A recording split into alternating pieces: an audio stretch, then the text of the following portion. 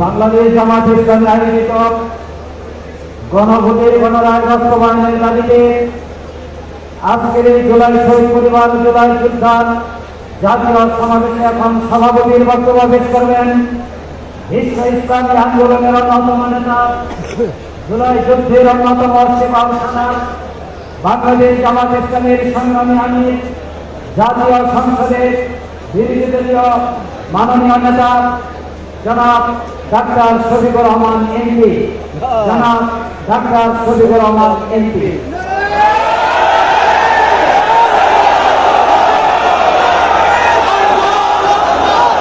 আসসালামু আলাইকুম ওয়া রাহমাতুল্লাহ। গণভোটের রায় বাস্তবায়নের দাবিতে জুলাই শহীদ পরিবারের গর্বিত সদস্যবৃন্দ ঢাকায় অবস্থানরত জুলাই যোদ্ধাদের সাথে আজকের এই জাতীয় সমাবেশে উপস্থিত 11 দলের সম্মানিত শীর্ষ নেতৃবৃন্দ, বাংলাদেশ জামাত ইসলামের নেতৃবৃন্দ, ছাত্র সংগঠন সমূহের নেতৃবৃন্দ, শ্রমিক সংগঠনের সমূহের নেতৃবৃন্দ এবং আমার সামনে উপস্থিত সংগ্রামী ভাই ও বোনেরা, সাংবাদিক বন্ধুগণ, নামাজের সময় আসন্ন, কথা আমি বেশি বলবো না। আমি শুধুমাত্র আপনাদের কাছে, দেশবাসীর কাছে, শহীদ পরিবারের কাছে, জুলাই যোদ্ধাদের কাছে আমাদের দেওয়া ওয়াদা অঙ্গীকার আরেকবার পুনর্ব্যক্ত করার জন্য এখানে দাঁড়িয়ে। সংসদের ভিতরে সরকারি দল, বিরোধী দলের এমপিরা যখন কথা বলেন তখন সকলেই জুলাই যোদ্ধাদের কথা বলে, কেউ কেউ শরীর উসমান হাদি শহীদের কথাও বলে, কিন্তু কার্যত আমরা সরকারি দল থেকে তার উল্টাটা দেখতে পাই। দুইটা ভোট একসাথে হলো, একটা ভোটের রায় তাদের পক্ষে গেল, মেনে নিলেন। তারা দাবি করেন 51% মানুষ তাদেরকে ভোট দিয়ে। আরেকটা ভোটে জনগণ 70 বা গণভোটে হা বলেছে। তারা 51% মানেন, কিন্তু 70% মানেন না। এটা লজ্জা, এটা দুঃখে। ওই 70% রায় যদি বাস্তবায়ন হবে, বাংলাদেশ থেকে সত্যিকার অর্থে সেদিনই স্বৈরতন্ত্র বা ফ্যাসিবাদ বিদায় নেবে। বিএনপি প্রত্যেকটি বিষয়ে পতিত, পাঠিয়ে যাওয়া ফ্যাসিবাদের রাস্তা ধরে হাঁটা শুরু করে। আমরা একসাথে মুসলিম ছিলাম, বিনয়ের সাথে বলতে চাই, হাজার চেষ্টা করে ওই আওয়ামী লীগ হতে পারবেন না, দুর্বল আওয়ামী লীগ হতে পারবেন। সেই আওয়ামী লীগ যারা জাতিকে নিয়ে, বিরোধী দলকে নিয়ে ব্যাংকবিত করত, আজকে তারা কোথায়? আপনারা একই কাজ শুরু করেন। যে আওয়ামী লীগ তাদের পুষ্য লাঠিয়ানদেরকে নিয়ে সমাজের বিভিন্ন জায়গায় কর্তৃত্ব কায়েম করেছিল, সেই আওয়ামী লীগের পাশে তাদের দুঃখের দিনে কোনো লাঠিয়ান এসে দাঁড়াতে পারেনি। আফসোসের বিষয়, রাষ্ট্রের মৌলিক যে সমস্ত জায়গায় পরিবর্তন দরকার, সুশাসন কায়েমের জন্য, সত্যিকারের স্বাধীনতার সাহায্য মানুষকে দেওয়ার জন্য, প্রত্যেকটি বিষয়ে বিএনপি বিরোধিতা করে চলছে।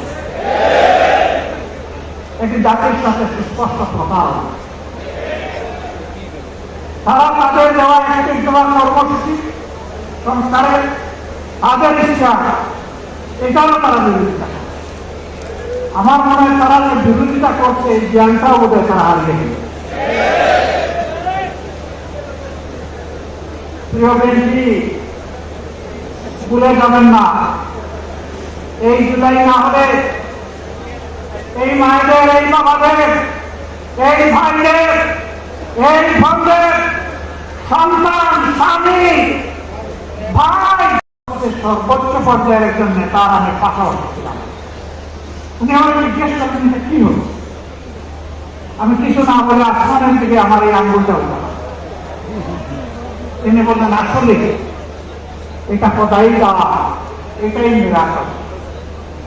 সেই খোদাই গান বলে গেলেন এখন কেউ কেউ দাবি করে অমুক আন্দোলনের মাস্টার মাইন্ড, অমুকের নেতৃত্বে এই আন্দোলন সফল হয়েছে।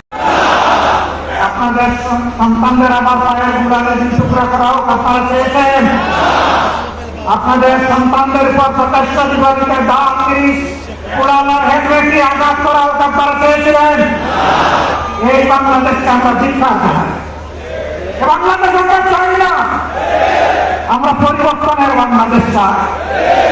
এই বাংলাদেশে শিশু যখন ঘর থেকে বের হবে, কিশোর যখন বের হবে, যুবক যুবতীরা বের হবে, আমার মা বোনেরা বের হবে, তখন কারো বুক দরু দরু করে কাঁপবে না। তারা নিরাপত্তার সাথে বের হবে, কাজ শেষ করে আবার নিরাপত্তার সাথে করবে। আমরা ওই বাংলাদেশ চাই। আমরা শিক্ষা প্রতিষ্ঠানে আমাদের সন্তানদের হাতে দাখিল কোরআন দেখতে চাই না, আমরা খাতা এবং কলম দেখতে চাই। আমরা কোনো আদুবাই দাদুবাই শিক্ষা প্রতিষ্ঠানে সবইগুলো আমরা এটা দেখতে চাই না। এই সংস্কৃতি বন্ধ করতে হবে। যদি বন্ধ না করেন, মনে রাখবেন জুলাই শুধু 24 সালে ছিল না, জুলাই প্রত্যেক বছর রয়েছে। সেগুলোই আবার ফিরে আসবে ইনশাআল্লাহ।